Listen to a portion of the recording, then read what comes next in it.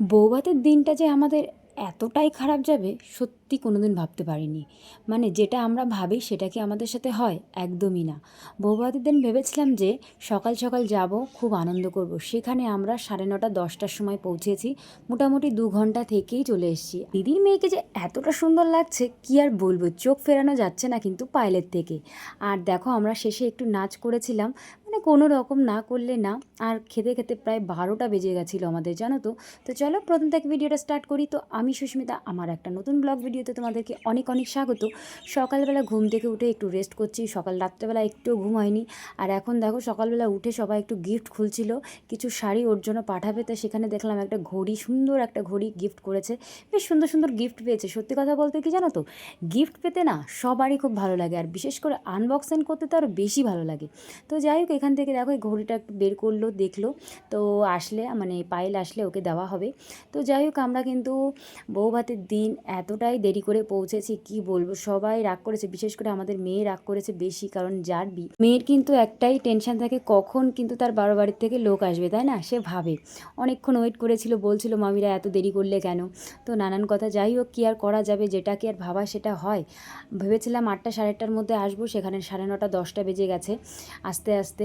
তো যাই হোক, আজকে রিসেপশনের সবাইকে কেমন লাগছে অবশ্যই জানিও। আর পায়েলকে কিন্তু খুবই সুন্দর লাগছে, মানে চোখ ফেরানো যাচ্ছে না। জামাইকেও কিন্তু ভালো লাগছে, দুজনকে খুব সুন্দর মানিয়েছে। আর এদিকে দেখো, এই যে আমার হচ্ছে ননদিনী আদুরানী, একে একটু সাজিয়ে মানে একটু ছবি তুলবে, তাই আমাকে বলছে বৌদি একটু ছবি তুলে দাও। তো আমরা দাঁড়া দিচ্ছি। তো এখানে দেখো আমাদের পায়েল আর জামাইকে কিন্তু ভীষণই সুন্দর লাগছে, ভীষণই কিউট লাগছে। আর এদিকে আমার যা আর ভাইকে কিন্তু, আর ছোট্ট পাখিটাকে একটু কয়েকটা ছবি তুলে দিয়েছি। আর এদিকে ওরা ছবি টবি তোলা হয়ে গেলে তারপরে আমরাও কিছু ছবি, কয়েকটা সেলফি তুললাম। আর যাই হোক, ছবি টবি তো তোলা হলো। আমরা তারপরে একটু গিয়েছিলাম কফি খেতে, আর কিছু পকোড়া খেয়েছি। পকোড়া বেশি খাইনি, কারণ ওইসব খেলে কিন্তু ভাত খাওয়া একদমই যায় না। আর প্রতিবার জানোই তো, মানে বিয়ে বাড়ি মানে রাত তোমার হবেই। সেদিন বিয়ের দিনও কিন্তু 12টা 1টার সময় খেয়েছি, আজকেও প্রায় 11টা 12টা তো বাজবেই। তো যাই হোক, আমরা তার আগে ভাবলাম একটু নাচ টাচ করি, আনন্দ করি। তো এখানে এসে কিন্তু সবাই দেখি খুব সুন্দর নাচ করছে, জানো তো, বেশ ভালো লাগে। আর আমরা এক জায়গার থেকে এসে এমনি শাশুড়ি মা হই, তারপরে যদি নাচ টাচ করি কেমন কি ভাববে, তাও একটু করেছি আর কি কোনো রকম। কিন্তু মেয়ে ছেলের বাড়িতে যে সবাই এত আনন্দ করবে ভাবতে পারিনি, ভীষণ আনন্দ করেছে। এই একটাই তো দিন বলো, সবাই একটু আনন্দ করবে, ঘুরবে ফিরবে, কত মজা করবে, তাই না? এই রাতটা চলে গেলে আর কোনো দিনও আসবে না। যাই হোক, সবাই ভীষণই মজা করেছে। আর আমাকে এই পিঙ্ক কালার শাড়িতে তোমাদের কেমন লাগছে অবশ্যই কিন্তু কমেন্টে জানিও।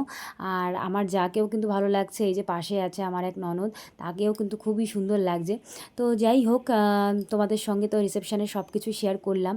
আর এখন যাব হচ্ছে খেতে, তার মধ্যে একটুখানি ছবি, কয়েকটা মানে আরও কয়েকটা ছবি তুলেছি, জানো তো। ছবি তোলা শেষ হচ্ছে না, 5টা তুললে তার মধ্যে হয়তো 2টো ছবি ভালো আসছে।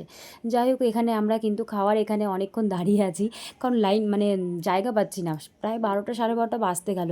তো যাই হোক, খানিকক্ষণ বসে থেকে সিটের কথা আমার যা বসেছিল ওকে বলা রয়েছে যে তুমি উঠলেই কিন্তু আমরা বসবো। তার জন্য এখানে কিন্তু অনেকটা সময় আমরা দাঁড়িয়েছিলাম। আর সত্যি কথা বলতে আজকের দিনটা যে কিভাবে চলে গেল কি বলবো, এই দিনটার কথা মনে পড়লে না আমার বৌভাতের দিনের কথা মনে পড়ে যায়। সত্যি এই একটা দিন, মোটামুটি বিয়ের আগের দিন থেকে বৌভাত পর্যন্ত সবারই একটা টেনশন থাকে, মোটামুটি বৌভাত কমপ্লিট হয়ে গেলে টেনশনটা অনেকটাই কমে যায়। তো যাই হোক, এদিকে কিন্তু আমরা খেতে বসে পড়েছি। তো প্রথম দিয়েছিল হচ্ছে, সেটা তোমাদের দেখাতে পারিনি, সব কিছু না ভিডিওর মাধ্যমে দেখানো যায় না। আর অনেক বেজে গেছে, ভালোই লাগছিল না, ভাবলাম তাও একটু তোমাদের সঙ্গে শেয়ার করি। তো এখানে দেখো পনির দিয়ে, একটা চানা পনির দিয়ে কি একটা নানপুরি করেছে, এটা খেয়েছিলাম। আর কথা বলতে আমার ডাল দিয়ে বেশি ভালো লাগে, তাই দিয়েই ভাতটা খেয়েছি। আর শেষে আইসক্রিম আর একটু মিষ্টি খেয়েছি। তো যাই হোক, ভিডিওটা এই পর্যন্ত শেষ করব, পরের একটা নেক্সট ভিডিওতে দেখা হবে। ভালো লাগলে অবশ্যই একটা লাইক সাবস্ক্রাইব করো। Tata, bye bye.